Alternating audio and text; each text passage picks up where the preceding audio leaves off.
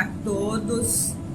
Desejo que a paz e a comunhão do amigo Espírito Santo estejam em todos os corações. Nesse momento, eu me sinto feliz por estar aqui para podermos compartilhar uma porção da palavra de Deus. Mas antes de entrar, propriamente dito, na palavra, eu quero justificar aos caros colegas, amigos, irmãos que são inscritos no meu canal e aqueles que ainda não se inscreveram, né, que têm a oportunidade de se inscrever. Eu já tenho aí aproximadamente uns 2 meses que não gravava nenhuma mensagem, porque o meu canal foi hackeado e eu perdi todos os meus trabalhos, né, durante 3 anos. E com isso eu estava tentando recuperar, mas não foi possível. Então, diante disso, eu pensei em parar, né, com o trabalho. Mas muitos começaram a perguntar, a questionar, e eu resolvi retomar novamente. É um canal exclusivo de evangelização, de levar uma palavra de paz, de fé, de esperança e salvação a todos. Então, diante desse fato, eu criei um novo canal. O canal é Prof. Aurimar Palazzo. Então, eu peço aos caros amigos, colegas, que se inscreva nesse canal e que compartilhe e que ative o sininho das notificações, porque com isso estará proporcionando às outras pessoas a terem acesso a esta palavra de libertação, né? Palavra de amor, de fé e esperança. E neste momento eu quero compartilhar uma palavra que traz a temática como depressão, na qual tem atingido muitas vidas. E sabemos que a depressão é a doença do século, a doença do momento. Mas, segundo algumas pesquisas, né, alguns pesquisadores disseram que em 2030 a depressão será uma doença comum, né, no mundo todo. Então, o meu objetivo dessa mensagem é proporcionar, né, auxiliar, ajudar as pessoas que encontram nesse contexto, nessa situação, desesperançosas, né, com ansiedade, com depressão. E podemos dizer que o principal pensamento depressivo é a falta de esperança, de não acreditar que tudo pode mudar-se, transformar-se e reverter-se.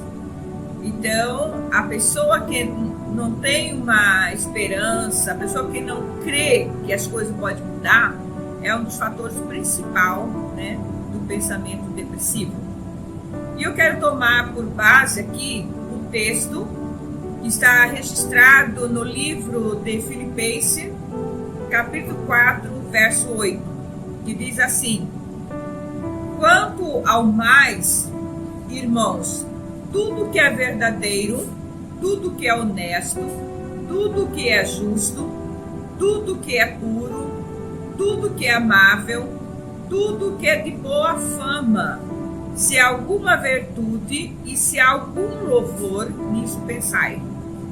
É interessante observarmos, né, essa colocação aqui da palavra que remete, uma palavra de que é necessário nós termos um pensamento positivo, um pensamento voltado para as coisas que nos dá realmente sentido, virtude e que nos dá louvor, né, gratidão. Então, nisso pensai.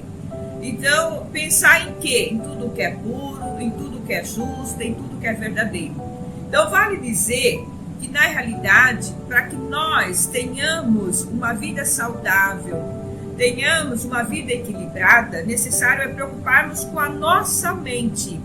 O que é que o alimento aqui? O que eu trago para minha mente? Qual é a minha visão dentro do contexto de vida? Eu sou uma pessoa que fica murmurando, reclamando, lamentando. Então, se eu tenho uns pensamentos negativos, obviamente, a tendência de eu ter uma depressão é muito grande. Então, para que eu tenha uma mente saudável, eu preciso ter uma mente pura, uma mente justa, uma mente verdadeira, preocupada com aquelas coisas que traz louvor, né, à nossa vida, louvor a Deus. Então, nisso pensai, coisa que nos faz e traz benefício para nós. Então, nisso nós devemos pensar. E existem pessoas, infelizmente, que ela é uma pessoa muito negativa. Ela só pensa negativamente. Então, para ela não vai dar certo, para ela nunca deu certo, para ela olha a família, parece que a família não está boa, parece que a família não vai dar certo, parece que o casamento não vai dar certo. Tudo ela vê com a visão negativa. Então, para ela tudo vai acontecer contrário. Ela nunca vê as coisas com os bons olhos. E isso é muito preocupante, porque ela pode, de tanto ela pensar negativamente, ela pode ter uma depressão. Ela não consegue valorizar os momentos que ela tem, né, de prazer, de alegria com a família. Ela pensa somente nas partes negativas, né? Então é como se diz assim, a mente está cheia de lixo, cheia de coisas negativas, né? Então, como uma pessoa que tem uma mente negativa, que para ela tudo é negativo, nada está satisfeita, ela reclama de tudo, ela murmura, como que uma pessoa dessa pode ter paz dentro de si? Como é que ela pode ter alegria dentro de si? Como é que ela pode ter esperança se ela alimenta o dia todo, continuadamente, não vai dar certo, não vai dar certo, vai dar errado, né? Então, são alguns quesitos que precisamos avaliarmos, né, na nossa vida, da nossa rotina, né, nossa vida contínua. Mas veja que no livro Filipenses, capítulo 4, verso 4, ele diz assim: regozijai-vos sempre no Senhor. Outra vez digo regozijai-vos. Eu acho muito interessante esta palavra, porque ele nos traz aqui, remete uma palavra que nós precisamos estarmos em plena comunhão com Deus, alegre, feliz e agradecido a Deus. Então, sempre dando graça ao nosso Senhor. Então, regozijai-vos, alegrai-vos no Senhor. É uma mensagem maravilhosa, né? E isso precisa estar intrínseco dentro de nós, vivendo as promessas de Deus, agradecendo a Deus pelo momento presente e pelo momento também futuro, né? Tudo está no controle de Deus. Então, vale dizer que o melhor remédio para a preocupação é a oração, é o louvor e adoração ao nosso Deus. Veja que no livro de Filipenses, capítulo 4, 6, quando ele diz assim: não estejais ansiosos por coisas alguma, antes as vossas petições sejam em tudo conhecido diante de Deus. De que forma, né? De que forma conhecido diante de Deus? Então ele coloca lá pela oração, pela súplica e ação de graça. Então ele traz dentro desse contexto os requisitos que nós precisamos levar a Deus as nossas necessidades, levar aos pés de Cristo. Mas de que forma? Através da oração. O que é a oração? A oração é falar com Deus. A oração é conversar com Deus, é dialogar com Deus. Mas aí ele coloca também súplica. Mas o que é a súplica? A súplica é quando eu estou em situações de aperto e daí eu começo a dizer: Jesus, tem misericórdia de mim. A intensidade é maior. Aqui não é uma mera conversa, aqui não é um diálogo, mas é um clamor, é uma súplica. Jesus, filho de Davi, tem misericórdia de mim. Socorre-me, Senhor. Eu perdi o controle da situação, mas eu acredito, Jesus, que tu pode mover, tu pode fazer algo por mim. Então é nós suplicarmos a Deus. Aí alguém diz assim, mas Deus conhece todas as coisas, Deus conhece as nossas necessidades, Deus conhece do que nós estamos realmente precisando. Sim, Ele conhece, mas Ele quer ouvir de nós as nossas súplicas, as nossas petições, os nossos pedidos. Então, Ele coloca também aqui a questão de ação de graça.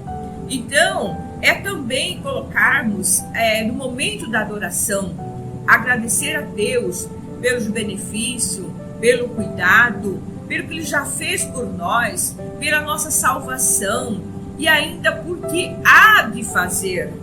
Então, nós precisamos adorar a Deus. Então, o apóstolo Paulo, ele remete, aqui várias condições de nós estarmos levando a Deus as nossas petições, as nossas necessidades. Então, não há necessidade de nós estarmos angustiados, preocupados. É claro que existe uma ansiedade normal, que é de todos nós. Suponhamos que vai aproximar a data de um casamento, um aniversário, de um evento, todos nós ficamos ansiosos. Será que está tudo ok? O que está precisando? Então, todo está focado naquele evento. Então, é uma preocupação normal. A preocupação aqui da ansiedade é o exagero. É aquela ansiedade da preocupação que nos traz doença ao nosso organismo. Essa inquietação, essa angústia. Alguns cientistas, pesquisadores, dizem que a ansiedade é como se fosse um câncer da alma. Então ele vai corroendo por dentro e destruindo a pessoa, definhando a pessoa. Então ele trata como se a ansiedade fosse um câncer da alma. Mas aqui é interessante observar que o apóstolo Paulo, ele não está remetendo um conselho, para alguém, um conselho dizer assim, olha, não fica ansiosos não. Ele não está dizendo um conselho, mas ele remete aqui nessa situação uma ordem. É uma ordem, é uma imposição. Não estejais ansiosos. Até porque nós não temos esse direito de ficarmos ansiosos, porque nós acreditamos que Deus é o Deus que provê todas as coisas. Nós acreditamos que Deus, Ele ouve as nossas orações. Nós acreditamos que Deus, Ele está conosco todos os momentos. E se nós cremos nessa poderosa palavra de Deus, qual o motivo de nós ficarmos ansiosos? Então é como se nós não acreditássemos em Deus, não acreditássemos na palavra do Senhor. Então nós precisamos deleitar no Senhor e confiar que Ele cuida de nós todos os momentos, Então isso é importante, nós colocarmos em prática, aquilo que nós aprendemos da palavra de Deus. Não adianta nós falarmos, mas não vivermos. A palavra de Deus diz, não ficai ansiosos, mas eu sou ansiosa extremamente, a ponto de tirar a paz das pessoas que estão ao meu redor, no meu ambiente. Como é difícil viver com uma pessoa ansiosa, aflita, angustiada. Ela murmura, ela reclama, nada tá bom, nada para ela presta. É uma pessoa negativa o tempo todo. Então, se nós não policiarmos, termina contagiando a nós mesmos. Então, isso é importante. Nós vivermos na perspectiva da palavra de Deus. Pensar em tudo que é verdadeiro, puro, justo e que é amável. Então, vamos pensar nas coisas lá de cima. Aleluia. Agora, existem exceções. Caso de pessoas que ela tem realmente uma doença, um desequilíbrio, um transtorno mental. Então, nesse caso, essa pessoa, ela precisa buscar um tratamento. Então, ela precisa buscar uma pessoa dentro da área, especialista, para fazer um tratamento.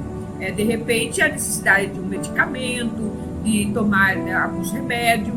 Então, são casos diferentes. Mas nós estamos falando aqui da ansiedade, na questão das pessoas que são uma pessoa normal, mas que deixa ser levado por essa questão da ansiedade. E a ansiedade, se nós não cuidarmos, ela vai desacelerando e pode causar uma depressão, né? Então, eu tenho pensado muito em como ajudar as pessoas que estão passando por esse dilema, por essa questão de depressão, de ansiedade. Eu, como psicanalista, eu tenho atendido muitas pessoas que chegam até mim com problemas, assim, difíceis. E aquela angústia profunda, aquela situação que ela não tem, ela nem sabe realmente delimitar qual é o problema. É uma confusão emaranhada de pensamento e uma opressão, uma carga muito pesada. Então, ela tem até dificuldade de colocar, né, qual é o problema, né, qual é a situação. Mas eu tenho pedido a Deus graça, orientação de como trabalhar, de que estratégia utilizar, de que método utilizar, de que técnica utilizar, porque nós temos a palavra de Deus, que ela é a nossa bússola. Nós não podemos desassociar a palavra de Deus, não tem como. Nós somos formados de espírito, alma e corpo, e temos que ser tratados nos 3 esferas, espírito, alma e corpo. E a palavra de Deus, ela é o remédio. Então, dentro dessa perspectiva, eu tenho preocupado em como levar a pessoa a compreender melhor a si mesmo. Porque o primeiro passo é mostrar a essa pessoa que ela precisa entender, ela precisa compreender melhor a si próprio, conhecer a si próprio. A partir daí, desse pressuposto, a gente começa a trabalhar quais são os fatores, aonde está a raiz, aonde está a origem, aonde está o problema. Mas, às vezes chega pessoas que dizem assim, eu preciso tomar um remédio para me acalmar, para me ficar tranquila, achando que o remédio é a solução, que o remédio vai fazer ela ficar calma, tranquila. Mas nós sabemos que tem pessoas que utilizam remédio 1 ano, 2, 3, e de repente ela para com aquela medicação porque não faz efeito. Aí tem que mudar do medicamento, tem que aumentar a dose, tem que substituir, né? E isso traz também outras consequências para o organismo. Então, o remédio, ele tem limite. Agora, o importante é nós mudarmos o nosso comportamento, mudar a nossa mente de como lidar com as dificuldades, com os problemas, com a dor, né, com o luto, com a perda. Então, quando nós somos preparados, somos assim, organizados a nossa mente de como lidar, de como administrar os problemas, aí fica mais fácil, porque eu começo a compreender, né, quem eu sou, qual é a minha força, né, qual é o meu potencial. Eu não posso colocar como vítima, sempre estar chorando, sempre estar reclamando, não, mas eu tenho coisas boas, né? Eu tenho coisas valorosas que eu posso valorizar, que está ao meu redor, que é minha família, que é a minha vida, que é o meu trabalho. Tem muitas coisas boas, né, dentro de mim, mas às vezes eu só tenho pensamento negativo, de desvalorizar, de não visualizar, de não reconhecer. Então, é preciso ser capaz de trabalhar com essa pessoa de forma que ela veja a importância da vida, a importância que ela tem dentro do contexto todo familiar, da igreja, da sociedade, do trabalho, e começar a ver os pontos positivos, né?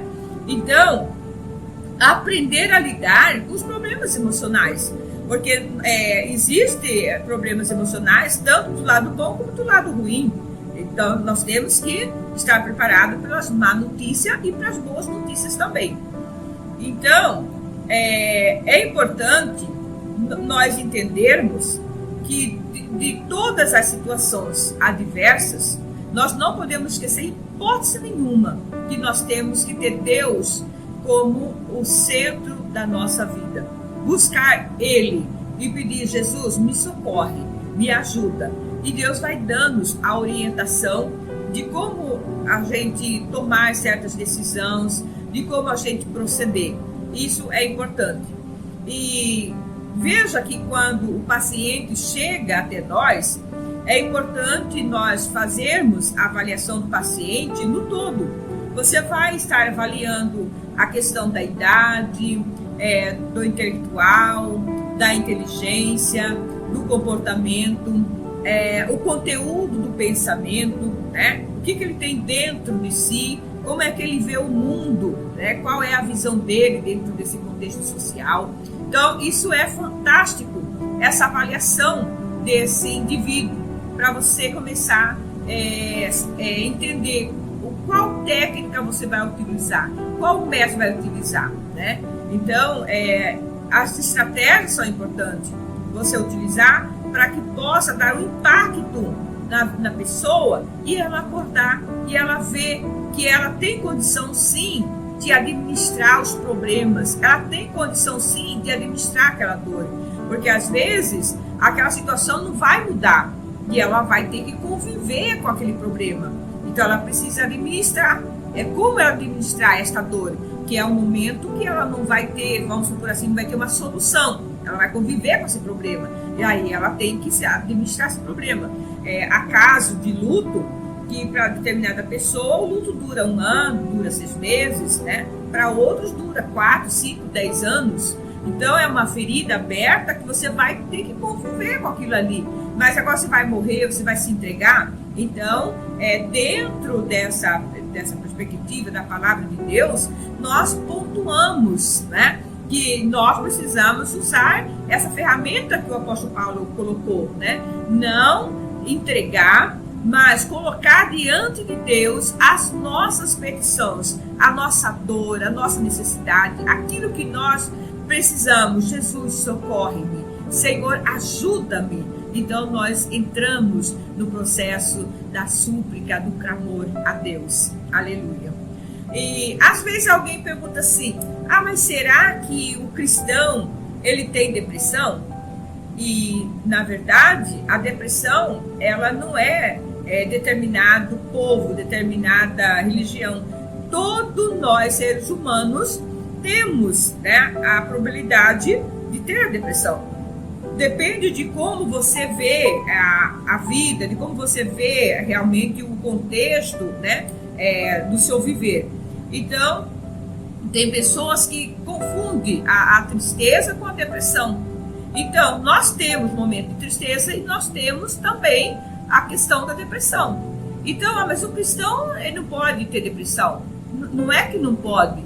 A depressão, todos são suscetíveis. Suponhamos que uma criança, dependendo da origem da família que ela veio, né, uma família que às vezes ela não teve ali um cuidado específico, uma dedicação, um carinho, um amor, mas ela foi realmente uma criança criada de uma forma assim agressiva, agressiva fisicamente, agressiva sexualmente, agressiva verbalmente. Então aquela criança ela cresceu dentro de uma família desestruturada e com isso vai trazer sequelas dentro dessa criança. Ela não passou o processo da sua formação num ambiente saudável, num ambiente estruturado. Então aquilo vai ficar as lacunas na vida daquela criança. Então ela cresce como criança, como adolescente, como jovem, e aquilo ali está guardado dentro dela. E quando ela vier casar, ela pode, com qualquer outro problema, um divórcio, uma separação, ela pode ter uma depressão, porque ela já tem uma fragilidade, né, no decorrer da formação da sua infância, da sua juventude. Então, essa criança, ela não teve uma cura no processo do seu desenvolvimento. Ela veio arrastando, carregando aquela situação, né, até a sua fase adulta. Então, quando acontece uma separação, um divórcio, é como uma bomba, porque ela já tem realmente aquela sensibilidade, né, ela já tem aquela vida desestruturada. Então, a sensibilidade é como se fosse assim, é uma carga muito pesada. Ela não consegue mais administrar, porque ela não tem uma raiz curada, ela não tem uma raiz sarada. Então, não importa se ela é uma cristã ou se ela é uma pessoa que não seja cristã, mas ela não tem estrutura. Então, isso é importante nós entendermos, né, a questão da depressão. Agora veja bem, há uma diferença da tristeza e da depressão.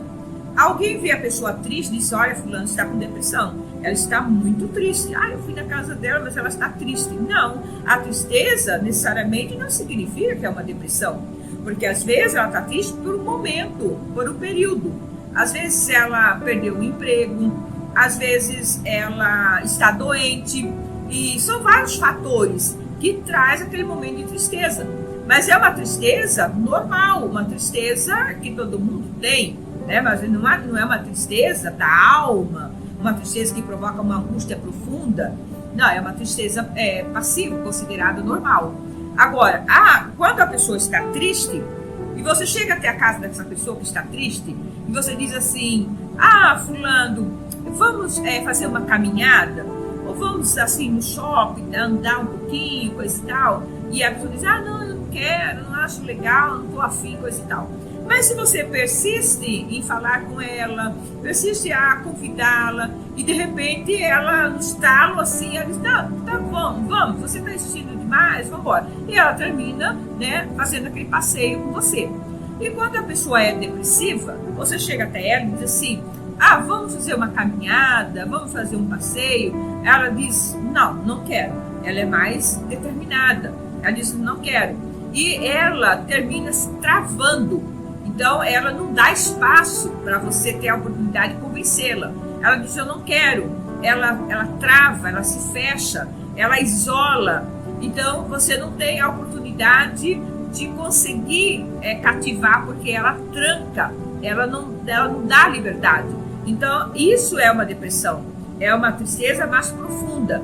E nessa questão, há necessidade, de fato, de um acompanhamento, há necessidade de buscar um tratamento, porque pode ser que essa depressão é uma depressão leve, mas se não cuidar, ela pode passar por uma depressão aguda. E nesse aspecto de uma depressão mais severa, aguda, ela passa por ela o pensamento do suicídio. Não vale a pena eu viver, eu vou tirar minha vida. Então, uns pensam em suicidar, mas não têm a coragem de fazer o ato. Mas outros, eles pensam na questão do suicídio, de tirar sua própria vida, e têm a coragem de tirar. Então, há necessidade de um tratamento. Aqui não trata-se de evangélico, de cristão, de espírita, de católico, não. Aqui se trata de indivíduo, de ser humano. Então, o ser humano precisa de tratamento. Assim como nós temos problema, eu estou com uma dor no peito, o que é? Está uma palpitação. Meu Deus, vou procurar o quê? Um cardiologista? Eu vou no cardiologista. Eu estou com uma dor no braço, o braço está doendo, coisa e tal. Você vai procurar um especialista. Então, assim somos nós. Se nós estamos cansados, angustiados, estamos perdidos, não sabemos o que fazer, precisamos buscar uma orientação. E não estamos dormindo bem, não estamos alimentando bem, estamos ansiosos, por que não buscar um conselho para uma pessoa especialista da área? Então, há necessidade, sim. A saúde é importante, a saúde mental é importante. Não adianta ter corpos, um corpo lindo, um corpo bonito, um corpo sarado, mas uma mente doente. Não adianta. Então, precisamos cuidar da mente e ter uma saúde no todo, né? E a depressão, ela requer cuidado. É necessário cuidar tanto a família, né, estar de olho, cuidando, orientando, motivando, né, a fazer o tratamento. E são várias as causas da depressão. Existe 40% que são hereditários, questão genética, de família. Então, suponhamos que o pai, a mãe, alguém da família tem essa depressão. Então, alguém vai dizer, mas então, porque meu pai e minha mãe teve, eu vou ter? Não necessariamente você está condenado a ter uma depressão, porque ela tem uma probabilidade de ter, mas isso não significa que você terá, né? Mas há uma necessidade de cuidado, isso é importante. Agora, 60% é a história da vida do cidadão, é a história da vida do indivíduo. Como foi a tua origem, como foi a tua família, como foi a tua criação, o processo de desenvolvimento, como é que foi? Então, é isso que vai trazer, né, a história da vida do indivíduo para ver se realmente, né, ela tem sintomas da depressão e descobrir a raiz. Aonde está a raiz? A raiz está na família. Como essa criança foi criada? Foi criada num lar conturbado, num lar de gritaria, num lar que não tinha respeito, num lar onde houve abuso sexual, abuso verbal, abuso físico. Então, dentro do histórico dessa criança, você lendo, você estudando, você vai dizer, não, a depressão causou por vários fatores. Desde criança, ela vem sofrendo, né, danos, prejuízos e não conseguiu, né, a resiliência. Ela não conseguiu realmente a cura. Então veio um acúmulo, né, de problemas lá na infância e de repente aqui é como que o gatilho disparou, né? Então é aquela questão, está com fome, né, vem a vontade de comer.